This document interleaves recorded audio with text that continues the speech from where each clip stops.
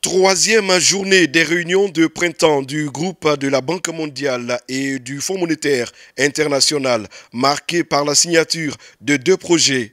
Coralie Devos, directrice des opérations de la Banque mondiale en Côte d'Ivoire, et Adama Koulibaly, ministre de l'économie et des finances, s'engagent sur le projet de développement inclusif des villes secondaires et le projet de connectivité inclusive et d'infrastructures rurales d'un montant global de 600 millions de dollars, environ 360 milliards de francs CFA. Deux projets qui ont été approuvés par notre conseil d'administration il y a quelques semaines.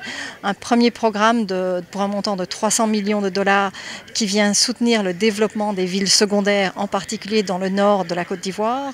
Et deuxièmement, un autre programme de 300 millions de dollars qui vient renforcer la connectivité routière et qui va financer la réhabilitation de nombreuses routes et de pistes, en grande partie dans le nord de la Côte d'Ivoire aussi. Avec le vice-président pour la région Afrique de l'Ouest et Afrique centrale de la Banque mondiale, Ousmane Diagana, le ministre Adama Koulibaly a échangé sur la situation économique et financière de la Côte d'Ivoire.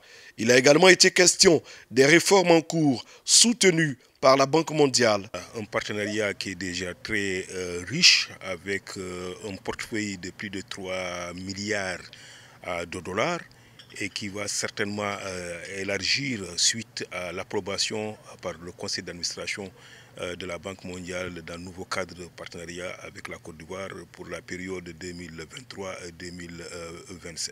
La Côte d'Ivoire est la locomotive de l'UEMOA et nous savons que quand la Côte d'Ivoire va bien, l'ensemble de l'UEMOA va bien, d'où donc la nécessité aussi pour nous d'investir davantage sur la Côte d'Ivoire pour que ce soit ce pays qui reste stable sur le plan économique mais également sur le plan social. Après la Banque mondiale, la délégation ivoirienne rencontre des investisseurs institutionnels internationaux.